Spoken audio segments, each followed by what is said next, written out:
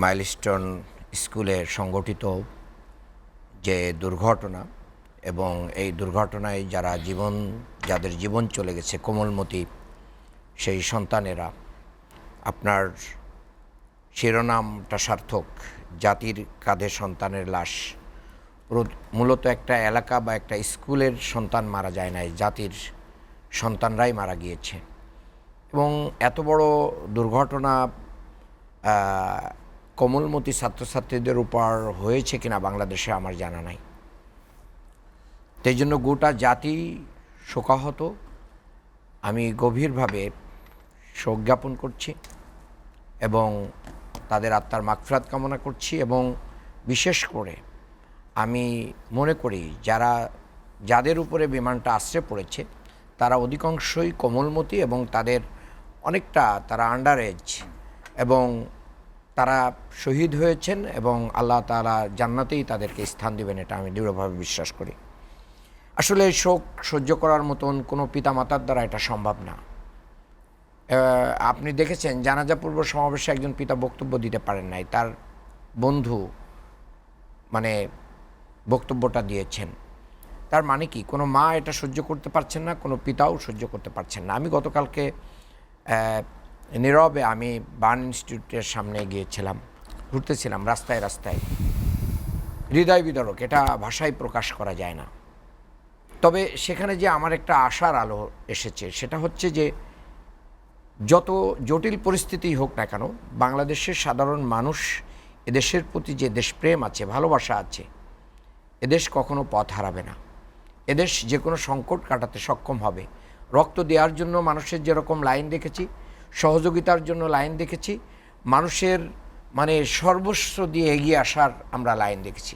সেটা রাজনীতিবিদ নয় শুধু, সেটা সাধারণ মানুষে এসেছে। এবং দেখেন যে দুর্ঘটনা হলে আমাদের দেশে মানুষের এতটাই স্বপ্রণোদিত হয়ে এগিয়ে আসে যে তাদেরকে সামাল দিতেই আইন শৃঙ্খলা বাহিনীর অনেক সময় কী করতে হয়, বিপদে পড়তে হয়। একটা কথা আপনি বলেছেন এবং বাবুল ভাইও বলেছেন, সেটা হচ্ছে যে আপনার জামাতের আমির 100 জনের মৃত্যুর কথা বলেছেন। জামাতের আমির তো মৃত্যুর সংখ্যা করেছেন এবং উনি কিন্তু 20 জনের মৃত্যুর পরে বলেছেন, উনি তো একজন ডাক্তার এবং উনি একজন ডাক্তার হিসেবে আরও ডাক্তার সহ উনি কিন্তু গিয়েছিলেন এবং তাৎক্ষণিকভাবে চিকিৎসার সহযোগিতা দেওয়ার জন্যই কিন্তু উনি হাসপাতালে গিয়েছেন।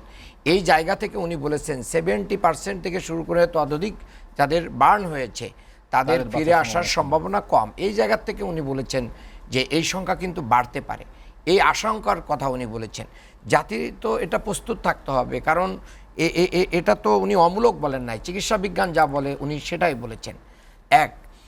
বাবুল ভাই আরেকটা কথা বলেছেন যে ঘর পুড়তেছে, এখন কেউ আলু পোড়াইতেছে। সেটাই কিন্তু উত্তরাতেও হয়েছে, সচিবালয়ের সামনে হয়েছে এবং যাদেরকে ধরা পড়া হয়েছে, কিছু লোক গ্রেপ্তার হয়েছে, তারা বেশিরভাগই আওয়ামী রাজনীতির সাথে সংযুক্ত। তার এখানে আমরা তো শোকে কাতর থাকার কথা ছিল, এখানে পরিবারের পাশে দাঁড়ানোর কথা ছিল, এখানে দাফনের কথা ছিল, এখানে গায়েবানা জানাজার কথা ছিল, তাদের জন্য দোয়ার কথা ছিল। আজকে তো বাংলাদেশ জামাত ইসলামী সারা বাংলাদেশে জেলায় জেলায় আমরা এর জন্য দোয়ার জন্য আহ্বান করেছি, আমরা দোয়া করেছি। অর্থাৎ এই জাতির এই দুঃসময়ে আমরা যদি আমাদের রবের কাছে ফিরে না যাই তাহলে এই সমাধান তো পাওয়া যাবে না। আপনি জানেন যে 1912 সালে যখন টাইটানিক ধ্বংস হতে যাচ্ছিল, তখন কিন্তু যে টাইটানিকটা বলা হয়েছিল কেউ ডুবাতে পারবে না, সেই টাইটানিকের ক্যাপ্টেন কিন্তু এটাই বলেছিলেন যে প্রে টু ইয়োর লর্ড। এখন আর বাঁচানোর আমাদের কেউ নাই। আমরা তো কোভিড-19-ও দেখেছি যে মানুষ তো আসমানের দিকে তাকিয়ে সাহায্য চেয়েছে। তো এই গভীর সংকটগুলোতে তো আমরা সৃষ্টিকর্তার কাছেই কি চাই, সাহায্য চাই। সেই দিকে দেয়, সেখানে আন্দোলন তৈরি করা হচ্ছে। কিসের আন্দোলন? এখানে কে দায়ী, কে ইনভেস্টিগেশন? প্রধান উপদেষ্টা কি দায়ী? বিমান বাহিনী প্রধান দায়ী? আপনি তো কাউকে, এটা কি নতুন ঘটনা?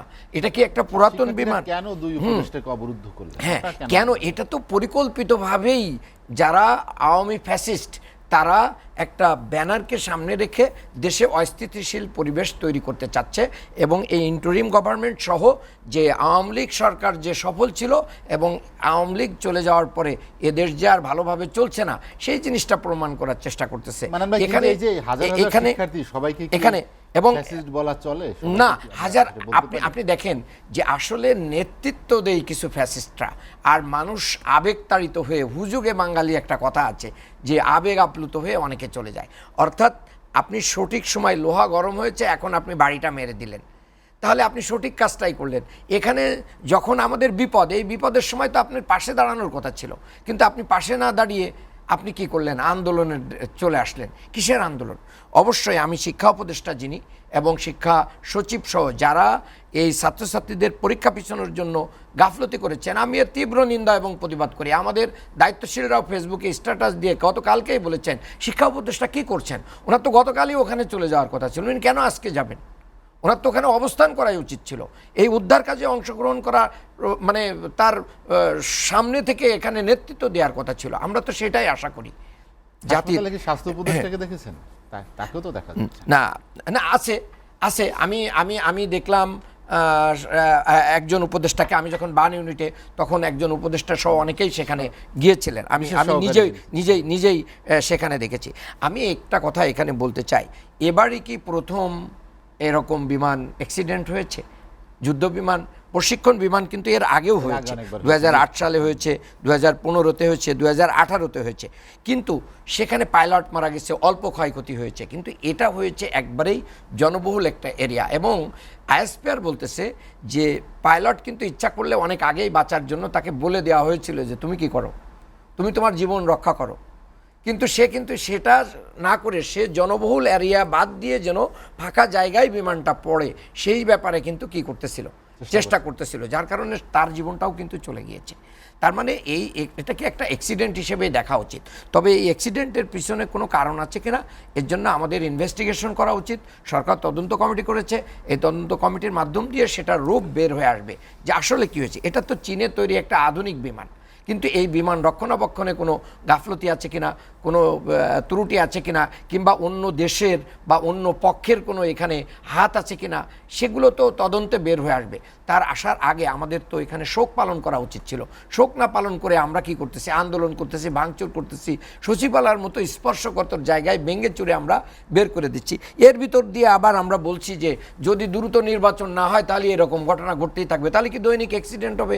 আপনারা কি এগুলো কামনা করি, আমরা কি এগুলো মানে ডিজার্ভ করি? না, আসলে আমাদের নির্বাচন দরকার, এ ব্যাপারে তো আমাদের কোনো ইয়ে নাই। এবং জামাত ইসলামীর নায়েবে আমির আমার যথেষ্ট মনে আছে, একটা জায়গায় খন্দকার মোশাররফ সাহেব এবং আপনাদের চট্টগ্রামের ইয়ে ভাই ছিলেন, যে চট্টগ্রাম আমির খসরু মাহমুদ চৌধুরী, তার মাঝখানে আমাদের তাহের ভাই ছিলেন। সেখানে উনি যখন বললেন যে আমরা ফেব্রুয়ারিতেই নির্বাচন চাই, তা উনি বললেন আমির খসরু মাহমুদ আপনি আর একবার বলেন, তখন তাহের ভাই বললেন আমি 2 বার বলছি আমরা ফেব্রুয়ারিতে নির্বাচন চাই। তাহলে নির্বাচন হতে হবে গ্রহণযোগ্যভাবে, হতে এ ব্যাপারে কোনো ইয়ে নেই, কিন্তু এইটার সাথে নির্বাচনকে আমরা অন্য কোনো কিছুকে সম্পর্ক, যে এই জায়গা থেকে আমাদেরকে কিভাবে জাতিকে উদ্ধার করে নিয়ে শোক অবস্থা কাটিয়ে আমরা ঘুরে দাঁড়াতে পারি, সেই ব্যাপারে সবাই একমত হতে হবে। এবং আমি প্রধান উপদেষ্টাকে ধন্যবাদ জানাতে চাই, আজকে যমুনায় সকল দলের নেতাদেরকে ডেকে উনি মিটিং করে দেশের এই ক্রান্তি আমি আপনার কাছে আবার আসবো, দর্শক আমাদের সঙ্গে নির্ধারিত হবে এবং সেই দলের কর্মকাণ্ড দ্বারাই